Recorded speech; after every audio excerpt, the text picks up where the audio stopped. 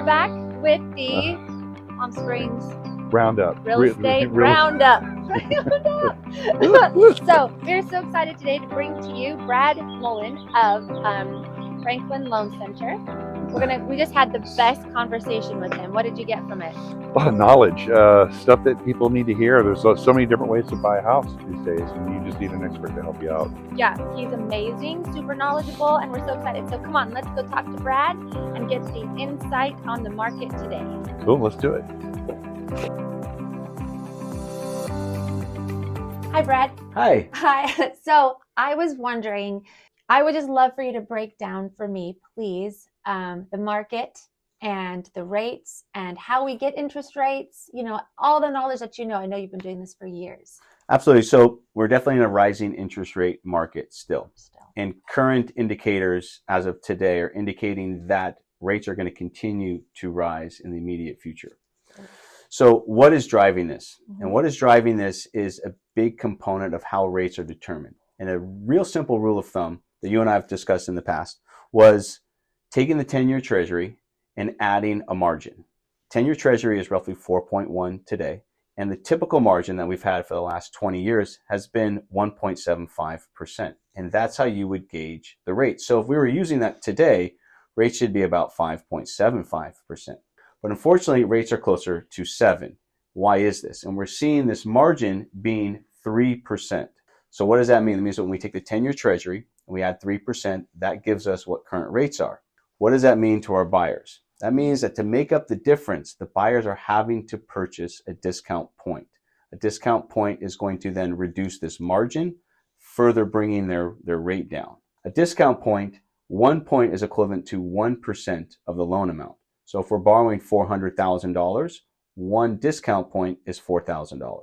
It's $4,000. So if we could go back to 10-year treasury, mm-hmm. and you say after that, it's the, what did you say? It's a margin. A margin of, it's normally 1.75%. And right now it's at 3%. Typically, interest rates are determined by taking the 10-year treasury mm-hmm. at 4.1 today and adding a margin of 1.75%. Oh. That would get us to our 30-year rate of about 5.75, 5.875. Okay. But where we're at today is a 3% margin. So we're going from 4.1 plus 3. That gets us to 7. Right. So then why are we seeing what we're seeing? What we're seeing is is that it's pretty well believed and understood that rates will be falling. What happens when a bank then produces a mortgage at 7% and a buyer goes in and refinances in a year? The bank loses money. So what are they doing to offset this is that they're charging these discount points. 15 years ago, for the last 15 years, let's say, we haven't seen discount points. This is a relatively new thing that has come back. Okay. So it increases our cost to our buyers. People don't have to get a discount point though. Correct. This is something that you can offer. And this is what is also known as a seller buy down? No. Or is this totally different? Totally different. Totally different. So the buyer can pay the discount point, or the seller can offer a concession to the buyer to pay the discount point and or anything. Okay. A buy down is a 2-1 buy down. And this is a great program in a way that we can help our buyers get a better or a lower payment until those rates drop. Okay. And what a 2-1 buy down is it's a 30-year fixed. And let's say that start rate is at 7.5% today. Okay. For the first year, the buyer's payment is based on 2% below that start rate. So his payment is based on 5.5%. And the second year, the payment is based on 6.5%. So it goes up one. The cost has to be paid for by the seller. So this has to be given as a seller credit. And typically, it's about 2.5% of the purchase price. Okay. So if it's a $400,000 purchase price, we're looking at roughly $9,000 cost that the seller has to provide to allow the buyer to have a 2-1. To have this 2-1 buy down program. It doesn't seem like a lot. No, it's a great way. It's a great deal. $9,000. Buyer gets in at a cheaper rate for the first 2 years. Hopefully rates go down. They refinance. Discount points are typically not recuperated with the monthly savings for 2 to 3 years. So if you're refinancing in the next 12 months, you will not recoup that discount point. You've lost it. You've lost it. Now, Right. with the 2-1 buy down, if you refinance in that first 12 months or within the first 2 years, whatever's left over of that seller credit, that 9,000 goes back to the buyer. It's the buyer's money. And so that can be used to cover the cost of the refinance. It's a wonderful program. So, Brad, I've heard that the market is going to crash. So I don't believe that the market is going to crash, and no true expert believes that the market is going to crash. There's 2 main factors into why that is. One is simply supply and demand. There is not enough supply, as we've all seen. Inventory levels are incredibly low, and the demand for housing is incredibly high. So what was the driving factor in 2008 that caused the crash? The driving factor was inventory was significantly higher than demand.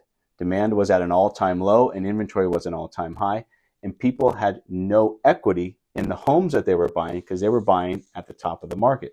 People then come back and say, well, we're at the top of the market now. And yes, we are at the top of the market, but homes have equity in them. People have an average of 40% equity position in their homes, meaning that there's not going to be this massive sell-off, and there is an incredibly low number of units for sale nationwide. Is now a good time to buy? Is the next question. The next question that always comes up. Okay, if we're not into a crash, is now a good time to buy? I believe, and most experts believe as well, is when interest rates fall, home prices will continue to rise.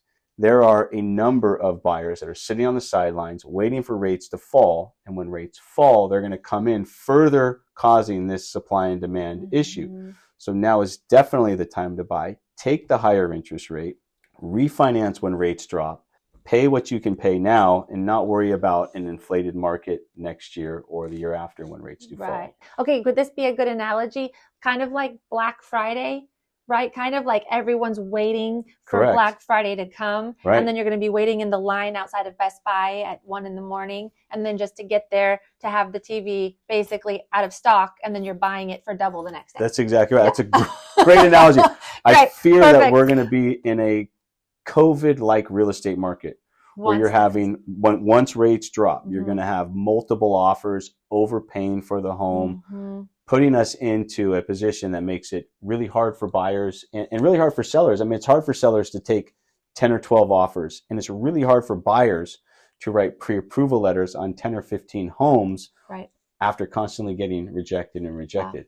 I believe by now. What do you think the sweet spot of the interest rates will be when that happens? Like if, What we have determined as an industry is if we can see rates in the mid-5 range and low-6 range, that is going to spur people to be able to sell their homes, be able to buy homes, and that affordability index come more into line to where we need it to be. So there's no direct correlation between the Fed's lowering interest rates and mortgage rates dropping. There's not a correlation. There's not a direct correlation. So when the Feds cut a quarter, rates will not go down a quarter. Okay. But when the Feds do cut, rates will begin to fall. Feds are expected to start cutting their rates in June or July. Okay. So I'm thinking 9, 12, 18 months, we see that interest rate market get down into those 5s because it's not going to be an instant thing. So end of the year, we start to see rates getting into the 6s again. Maybe into next year, we start seeing them hit the high 5s. Under 6. Okay. Under 6. Because you, at the beginning of the conversation, you said that right now we are in an interest rising situation. Correct. Right at this moment. At this very moment. So you think like in the next maybe 1 to 2 months, they're going to go up even a little bit more? I think they're going to go up a little bit more. We're seeing inflationary pressure still continuing to be a factor. Okay. We're seeing the 10-year Treasury testing levels of resistance. Right. And that's a big driving factor in interest rates. So then if it's a good time to buy, is it also a good time to sell, or should we wait for that crazy Black Friday? Well, that's a really tough question to answer. So I don't know if it's a good time to sell. If you're selling to go purchase, then you can take those proceeds and then go in and become a buyer at the right time. Mm-hmm. If you're selling to exit the market and not rebuy, you may be better off to wait for the selling frenzy to occur when rates fall. It depends on what your seller's need is for housing. What's their why? What's their why? Mm-hmm. Would it be a smart move to take the equity out of my house to purchase another house, rent out whichever one. And then once it goes up, then like this crazy, you know, who knows when the interest rates fall, they sell whichever house they want. So that's what a lot of people are doing. They're Okay. accessing lines of credit to tap into their equity Okay. and then go in and purchase. And then whenever they decide to sell or when rates come down, refinance that home. One nice thing about a home equity line of credit is that it is a double-edged sword. It is a 30-year mortgage. The first 10 years are interest only, and you can draw on it during the first 10 years, but it is an adjustable rate mortgage directly tied to prime.